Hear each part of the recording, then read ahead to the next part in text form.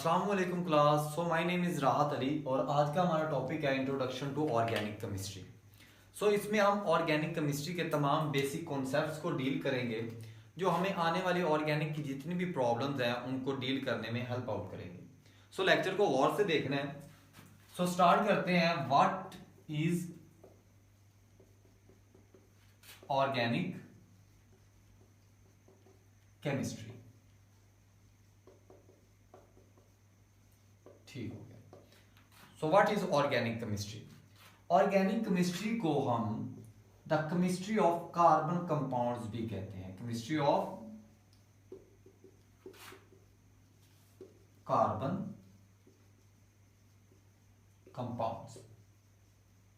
ठीक हो गया। सो ऑर्गेनिक केमिस्ट्री को हम क्या कहते हैं? Chemistry of carbon compounds. इसमें हम कार्बन के जितने भी कंपाउंड्स हैं उनको डील करते हैं। कार्बन के साथ कुछ और एलिमेंट्स भी होते हैं, लाइक हाइड्रोजन हो गया हमारे पास, नाइट्रोजन हो गया, ऑक्सीजन हो गया, सल्फर हो गया, फास्फोरस और इस तरह के इसके और भी कुछ कंपाउंड्स होते हैं। सो पीरियोडिक टेबल में हमारे पास 118 एलिमेंट्स होते हैं। ठीक हो गए। उनमें से एक एलिमेंट ऐसा है जिसे हम क्या कहते हैं? कार्बन,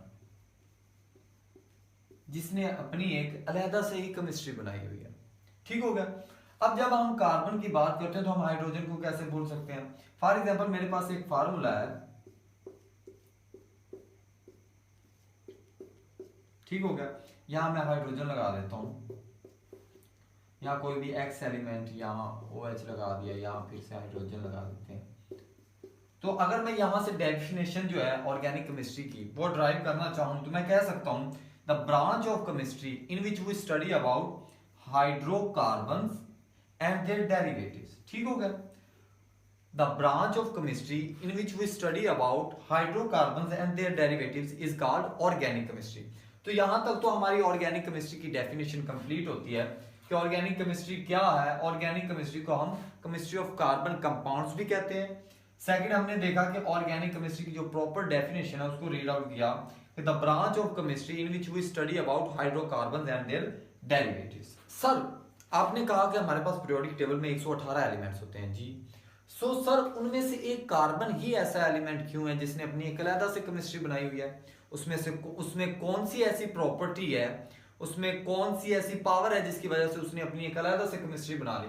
सो हम इसे देखने की कोशिश करते हैं कि कार्बन में ऐसी कौन सी पावर है, ऐसी कौन सी प्रॉपर्टी है जिसकी वजह से इसने अपनी एक अलग से केमिस्ट्री बनाई हुई है। तो क्या है कि कार्बन हमारे पास, इसमें एक प्रॉपर्टी होती है, बहुत इंपॉर्टेंट प्रॉपर्टी, जिसे हम कहते हैं कैटिनेशन। कैटिनेशन का मतलब होता है self linking. Self linking, self linking property मतलब कार्बन का कार्बन से ही बॉन्ड बनाने की सलाहियत। कार्बन की कार्बन से बॉन्ड बनाने की सलाहियत, उसे हम क्या कहते हैं? सेल्फ लिंकिंग या कैटिनेशन। ठीक हो गया। अब ये हमारे पास एक कार्बन की लॉन्ग चेन है। सो कार्बन का ये खुद से बॉन्ड बनाने के इस अमल को, इस सलाहियत को, इस प्रॉपर्टी को हम कैटिनेशन कहते हैं। ठीक हो गया। सो इस वजह से हम मतलब हम मिलियंस ऑफ कंपाउंड्स देखते हैं हमारे एनवायरनमेंट में, ऑर्गेनिक कंपाउंड्स जो कार्बन से बने हुए होते हैं। ठीक हो गया। सो नेक्स्ट हमारे पास आता है, हमें पता है कि कंपाउंड्स हमारे पास दो तरह के होते हैं। एक होते हैं ऑर्गेनिक कंपाउंड्स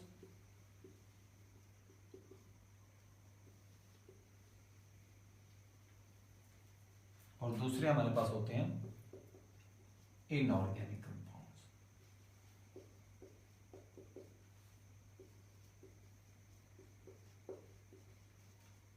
ठीक हो गया। ऑर्गेनिक कंपाउंड जो हमारे पास होते हैं वो हमें लिविंग ऑर्गेनिज्म से हम ड्राइव करते हैं। ठीक है, एक्सट्रैक्ट करते हैं लिविंग ऑर्गेनिजम्स। इसमें हमारे पास आ जाते हैं प्लांट्स आ गए और एनिमल्स आ गए। और जो हमारे पास नॉन लिविंग इनऑर्गेनिक कंपाउंड्स होते हैं वो हमारे पास नॉन लिविंग ऑर्गेनिज्म से एक्सट्रैक्ट होते हैं non living organisms like minerals and gases। ठीक हो गया। ये हमारे पास दो तरह के कंपाउंड हो गए, ऑर्गेनिक, इनऑर्गेनिक। ऑर्गेनिक जो होते हैं हमारे पास वो लिविंग ऑर्गेनिज्म से एक्सट्रैक्ट होते हैं, जिसमें प्लांट्स, एनिमल्स, और इनऑर्गेनिक हमारे पास कहां से एक्सट्रैक्ट होते हैं, नॉन लिविंग ऑर्गेनिज्म से, लाइक मिनरल्स एंड गैसेस। ठीक हो गया। सो नेक्स्ट हम साइंटिस्ट का रोल देखते हैं कि साइंटिस्ट ने इसमें क्या रोल प्ले किया है। उसमें फर्स्ट जो हमारे पास आता है, सो हमारा नेक्स्ट टॉपिक है रोल ऑफ साइंटिस्ट। तो इसमें जो फर्स्ट साइंटिस्ट है वो हमारे पास है ब्रिजीलियस।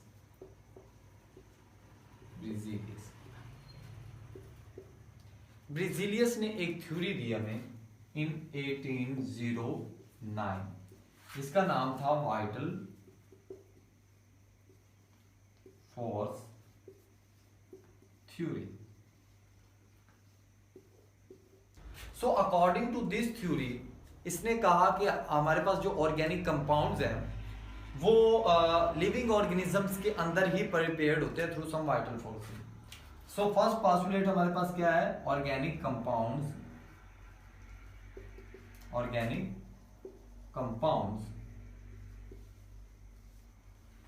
Are prepared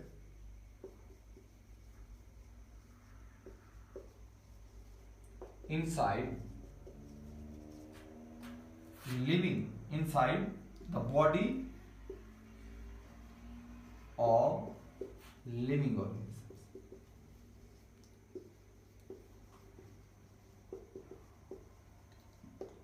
through some vital forces, through some vital forces is called vital force theory। vital force theory। सो ये इसका फर्स्ट पोस्टुलेट था। क्या कह रहा है कि organic compounds are prepared inside the body of living organism through some vital forces called vital force theory. ये इसका फर्स्ट पोस्टुलेट था। सेकंड में इसने क्या कहा, we cannot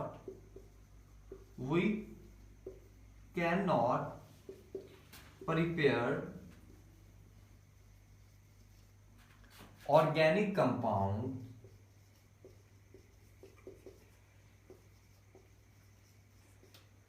in lab। कि हम लैब के अंदर ऑर्गेनिक कंपाउंड्स को प्रिपेयर नहीं कर सकते। ये इस थ्योरी के दो पोस्टुलेट्स थे। ठीक हो गया। नेक्स्ट हमारे पास जो साइंटिस्ट आते हैं उनका नेम है वॉलर इन 1828। इन भाई साहब ने क्या किया, इन भाई साहब ने अमोनियम साइनेट लिया और उसे हीट की। हीट करने के बाद हमारे पास यूरिया प्रिपेयर हो गई। सो इसने लैब के अंदर अमोनियम साइनेट से यूरिया प्रोड्यूस कर दिया। हमें पता है कि अमोनियम साइनेट एक इनऑर्गेनिक कंपाउंड है। ठीक हो गया, इनऑर्गेनिक कंपाउंड है, और इससे हमारे पास यूरिया जो कि एक ऑर्गेनिक कंपाउंड है प्रिपेयर्ड हो गया। जब ब्रिजीलियस की थ्योरी को रिजेक्शन का सामना करना पड़ा वूलर के एक एक्सपेरिमेंट से जो कि उसने लैब में किया था, उसने क्या किया, अमोनियम साइनेट लिया और उससे यूरिया प्रिपेयर कर दी लैब के अंदर। सो इस चीज को देखकर बाकी साइंटिस्ट भी हैरान हुए और उन्होंने देखा कि यार अरे भाई हम तो ऐसे ही समझ रहे थे इनऑर्गेनिक कंपाउंड से तो ऑर्गेनिक बनाए जा सकते हैं लैब के अंदर, तो वो भी मैदान में है। तो उनमें फर्स्ट नेम क्या आता है, हमारे पास कोल्बे भैया आते हैं। कोल्बे भैया ने क्या किया, कोल्बे भैया ने एक एसिटिक एसिड बना दिया लैब के अंदर, थ्रू एसिटिक एसिड प्रिपेयर किया लैब के अंदर इलेक्ट्रोलाइसिस के प्रोसेस के थ्रू इन 1845। ठीक हो गया। जब साइंटिस्ट ने इतने ज्यादा ऑर्गेनिक कंपाउंड्स को लैब में प्रिपेयर कर लिया तो उनकी रिप्रेजेंटेशन भी तो बनती है। तो तो नेक्स्ट हमारा टॉपिक है रिप्रेजेंटेशन ऑफ ऑर्गेनिक कंपाउंड्स, कि हम ऑर्गेनिक कंपाउंड्स को कैसे रिप्रेजेंट कर सकते हैं, कैसे लिख सकते हैं। तो इसमें हमारे पास फर्स्ट जो आता है मॉलिक्यूलर फार्मूला। अब मॉलिक्यूलर फार्मूला हमें क्या बताता है? Molecular formula shows number and types of atom. ये जस्ट हमें number of types of atom बताता है, ये हमें कोई इंफॉर्मेशन नहीं देता कनेक्टिविटी के बारे में। For example C4H10 and C5H12, ठीक हो गया। अब इसमें आप देख सकते हैं कि हमें एटम्स के नंबर का तो पता है, ठीक हो गया, कितनी तरह के एटम्स हैं, कितने नंबर्स हैं एटम्स के, बट हमें ये कोई इंफॉर्मेशन नहीं बता रहा कि एटम किस तरह से अरेंज है, किस तरह से ये जुड़े हुए हैं, ठीक हो गया। इसे हम कहते हैं मॉलिक्यूलर फार्मूला। सेकंड हमारे पास रिप्रेजेंटेशन में आता है कंडेंस फार्मूला। कंडेंस फार्मूला हमें क्या बताता है? हमें ये एटम्स के बारे में बताता है, तमाम एटम्स के बारे में, और हमें कनेक्टिविटी के बारे में बताता है, बट ये हमें नंबर ऑफ बॉन्ड्स और लोन पेयर्स के बारे में नहीं बताता। फॉर एग्जांपल हम इसके एग्जांपल से इसे जस्टिफाई करते हैं कि हमारे पास ये एक कंपाउंड है CH3CH2CH3 प्रोपेन, ठीक हो गया।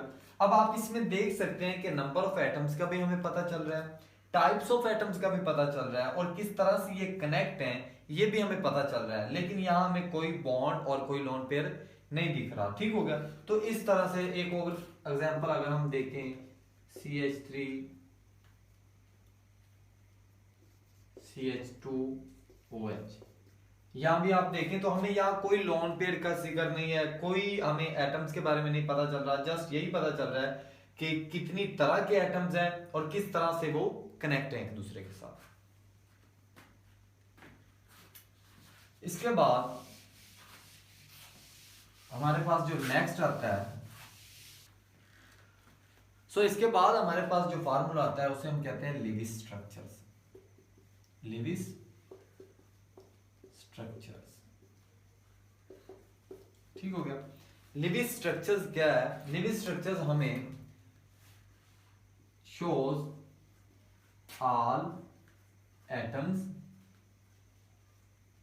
bonds and lone pairs, ठीक हो गया। ये हमें बताता है तमाम एटम्स के बारे में, उनके बॉन्ड्स के बारे में, लॉन पेयर्स के बारे में। एग्जांपल के साथ हम देखते हैं। फॉर एग्जांपल मेरे पास ये कंपाउंड है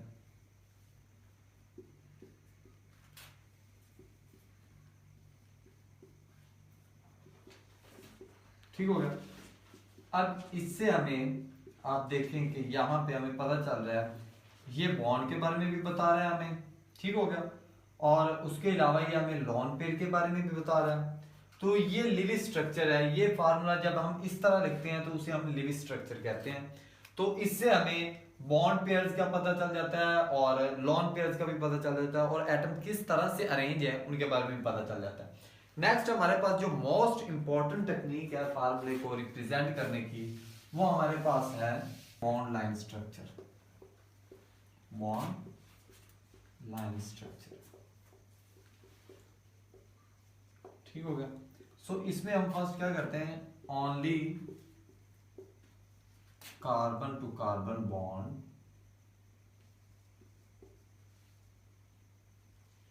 आर रिप्रेजेंटेड। सेकंड में हम देखते हैं hetero atom always represent। Third हमारे पास आता है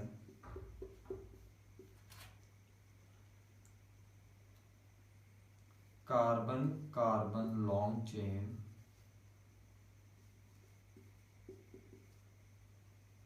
रिप्रेजेंट इन zigzag पैटर्न, ठीक हो गया। और लास्ट में हमारे पास डबल बॉन्ड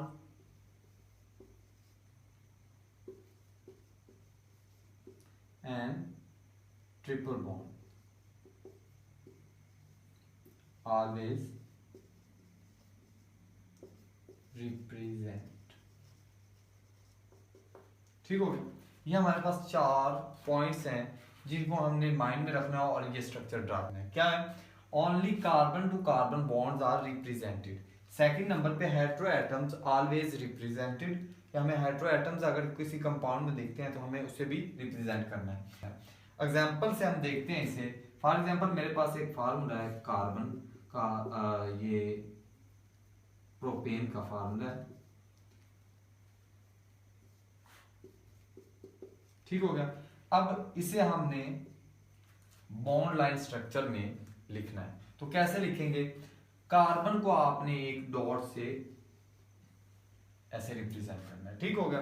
अब सेकंड कार्बन जो है वो जिगजैग मैनर में, मैंने आपको कहा था अगर लॉन्ग चेन है तो ये एक चेन है, तो हम सेकंड कार्बन को सेकंड डॉट से ऐसे रिप्रेजेंट करेंगे। और थर्ड पे हमारे पास जो कार्बन होगी उसे भी ऐसे एक डॉट से रिप्रेजेंट। तो ये हमारे पास प्रोपेन का स्ट्रक्चर हो गया। नेक्स्ट हम एक और बनाते हैं स्ट्रक्चर,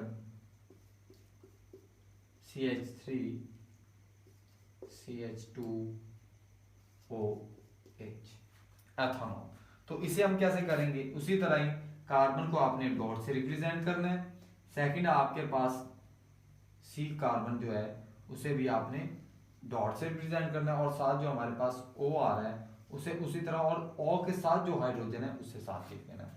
अब एक बात जो नोट करने वाली है, आपने यहां पे डॉट लगाया कार्बन की जगह पे। ठीक हो गया। अब आपको पता है कि कार्बन के साथ 3 हाइड्रोजन है, ठीक है, लेकिन आपने उसे लिखना नहीं है, आपने बस अज्यूम करना है कि अगर ये कार्बन है, डॉट है, सिंगल बॉन्ड है, तो इसके साथ 3 ही हाइड्रोजन लगे हुए हैं, क्योंकि हमें पता है कार्बन की वैलेंसी क्या है? 4। इसने 4 बॉन्ड बनाने होते हैं। तो एक तो हमें इस डॉट के साथ दिखाई दे रहा है कि एक बॉन्ड बना हुआ है, बाकी 3 बॉन्ड आप लोगों ने खुद से अज्यूम करने हैं कि कार्बन अगर यहाँ पे सिंगल बॉन्ड है तो हमें हमारे माइंड में फट से आना चाहिए कि यहाँ पे 3 हाइड्रोजन इसके साथ लगे हुए हैं। अब यहाँ देखें तो यहाँ कार्बन के साथ डॉट है, तो एक बॉन्ड इधर जा रहा है, एक इधर, तो यहाँ पे हमारे माइंड में क्या आ रहा होगा कि यहाँ पे कार्बन के 2 बॉन्ड है। तो 2 बॉन्ड कहाँ पे होंगे? 2 हाइड्रोजन हमने अज्यूम माइंड में कर लेने कि यहाँ पे 2 हाइड्रोजन लगे होंगे। और यहाँ पे भी उसी तरह CH3 है, हमारे पास पता है कि एक बॉन्ड बना हुआ और 3 हमने अज्यूम कर लेने। लेकिन जब हम हेटेरो एटम की बात करते हैं तो हेटेरो एटम का जो हाइड्रोजन है उसे हमने लाजमी साथ लिखना होता है, उसे आपने कभी नहीं भूलना। ठीक हो गया। अब यहाँ देखें तो हमारे पास CH3 आ रहा है, तो CH3 को हमने किसमें, कार्बन को हमने डॉट से रिप्रेजेंट किया, एक बॉन्ड आ रहा है तो हमें पता है कि यहाँ पे CH3 होगा। सेकंड नंबर पे कार्बन हमारे पास डॉट के साथ हमने रिप्रेजेंट किया, और हमारे पास ये डबल बॉन्ड, 2 बॉन्ड है, एक इधर है एक इधर है, सिंगल बॉन्ड। ठीक है। तो ये 2 बॉन्ड है, तो हमारे माइंड में क्या आना चाहिए? हमारे माइंड में ये आना चाहिए कि ठीक है भाई, कार्बन के 2 बॉन्ड है और कार्बन की वैलेंसी 4 है, 4 बॉन्ड बनाता है, तो कार्बन के 2 बॉन्ड रहते हैं, वो 2 कहां पे बना रहा होगा? वो 2 हाइड्रोजन उसके साथ अटैच होंगे। ठीक हो गया। सेकंड हमारे पास ऑक्सीजन आगे नेक्स्ट आता है, तो ऑक्सीजन को लिखने के लिए आपको मैंने यहां हमने पॉइंट पढ़ा कि हेटेरो एटम ऑलवेज रिप्रेजेंट, कि हमारे पास अगर हेटेरो एटम आता है किसी भी कंपाउंड के अंदर तो हम उसे हम लिखेंगे लाजमी तौर पे। ठीक है। उसे हम डॉट से नहीं लिखेंगे, ना हम उसे स्किप करेंगे, हम उसे लाजमी लिखेंगे। यहाँ पे हेटेरो एटम को आपने लिखना है, और हेटेरो एटम के साथ अगर हाइड्रोजन आ रहा है तो उसे भी आप लोगों ने साथ लिखना है। ठीक हो गया। तो ये हमारे पास एथेनॉल का स्ट्रक्चर हो। सो अब कुछ एग्जांपल्स करते हैं जिसके साथ हमारे ये तमाम कॉन्सेप्ट्स रिपीट हो। तो पहला क्वेश्चन है हमारे सामने प्रोपेन।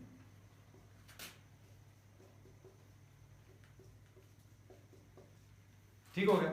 अब इसे हमने किस में लिखना है? बॉन्ड लाइन ऑर्डर में। तो कैसे करेंगे? 3 कार्बन है, 3 डॉट्स, एक दूसरे के साथ 2, और यहां पे तीसरी कार्बन 3 डॉट्स। ठीक हो गया। ये हमारे पास प्रोपेन का स्ट्रक्चर आ गया। नेक्स्ट एक और एग्जांपल करते हैं, CH3 CH2 CH2 CH3 butane. सो इसे कैसे ड्रा करेंगे हम? उसी तरह 4 कार्बन हैं, तो हम फर्स्ट कार्बन को डॉट से रिप्रेजेंट करेंगे, देन आगे नेक्स्ट एक और कार्बन, फिर डॉट, फिर नेक्स्ट जिगजैग मैनर में जाना है, हमारे पास एक और डॉट, और देन ये लास्ट में। ठीक हो गया। ये हमारे पास क्या आ गया? ब्यूटेन का स्ट्रक्चर। नेक्स्ट एक और एग्जांपल करते हैं। सो नेक्स्ट क्वेश्चन इज, ये हमारे पास एक एक केमिकल फार्मूला आ गया, मॉलिक्यूलर फार्मूला। सो इसे हमने क्या करना है, इसे हमने ड्रा करना है बॉन्ड लाइन ऑर्डर में। तो कैसे करेंगे, हमारे पास कार्बन है, डॉट से हमने रिप्रेजेंट किया, नेक्स्ट हमारे पास जो कार्बन है उसे फिर डॉट से रिप्रेजेंट किया। अब हमारे पास कार्बन है और वो क्या है, ऑक्सीजन के साथ भी अटैच है और हाइड्रोजन के साथ भी। तो हम क्या करेंगे, हम यहां पे डबल बॉन्ड ऑक्सीजन लगा देंगे, ठीक हो गया। तो ये हमारे पास एक फार्मूला आ गया। अब आप लोग देखें कि कार्बन के साथ कितने बॉन्ड हैं, 3, 1, 2 और 3। तो इससे आप लोगों को क्या माइंड में आ रहा है कि एक हाइड्रोजन है कार्बन के साथ अटैच है, ठीक हो गया। और यहाँ पे 2 हाइड्रोजन, यहाँ पे 3 हाइड्रोजन। सो नेक्स्ट हमारे पास एक और एग्जांपल करते हैं जिसमें हम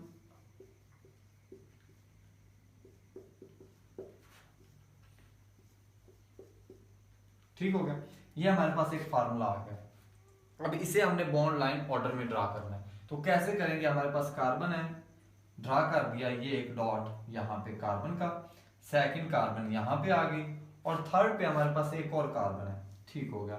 अब इस कार्बन के साथ कोई हाइड्रोजन नहीं है और 7 कार्बन अटैच है, तो ये हम एक और कार्बन लगा देते हैं, ठीक हो गया। और इसके साथ भी एक हाइड्रोजन है, इसके साथ कोई हाइड्रोजन नहीं है, एक हमने ये लगा दिया।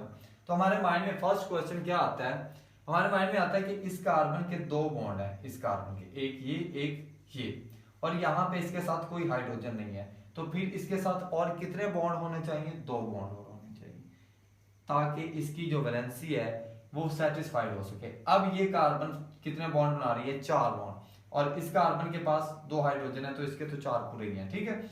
सो यहाँ पे 4 हो गई। नेक्स्ट इसके पास जो हाइड्रो कार्बन है वो यहाँ पे हमारे पास डॉट के साथ है, आप रिप्रेजेंट कर दें तो सही है, नहीं करें तो नो इशू, ये आप लोगों को समझाने के लिए, ठीक है। तो यहाँ पे एक हाइड्रोजन इसके पास होगा और इसके 4 बॉन्ड कंप्लीट हो जाएंगे। ये हमारे पास एक नेक्स्ट एग्जांपल थी। इसके बाद और कुछ एग्जांपल्स करते हैं। फॉर एग्जांपल हमारे पास ये कंपाउंड है CH3CHOH और साथ CH3। अब इसे आप लोगों ने बॉन्ड लाइन ऑर्डर में लिखना है, तो कैसे लिखेंगे, फर्स्ट ऑफ ऑल आप लोग एक डॉट ड्रा करेंगे, फिर आप लोग क्या करेंगे, सेकंड कार्बन पे जाएंगे, सेकंड कार्बन के साथ एक हेटेरो एटम है तो उस हेटेरो एटम को आप नीचे इस तरह लिख दें OH, और साथ में आगे ये कार्बन आगे जा रही है तो ये CH3, ठीक हो गया। ये हमारे पास एक स्ट्रक्चर आ गया। सो यहाँ पे हमारा ऑर्गेनिक केमिस्ट्री का टॉपिक खत्म होता है, introduction to organic chemistry. So video अच्छी लगी हो तो वीडियो को लाइक और चैनल को सब्सक्राइब लाजमी कीजिएगा, और कोई क्वेरीज रह गई हो तो कमेंट सेक्शन में लाजमी कमेंट कीजिएगा। मैं नेक्स्ट वीडियो में इंशाल्लाह आप लोगों की वो क्वेरी को दूर करने की कोशिश करूंगा। Thank you so much.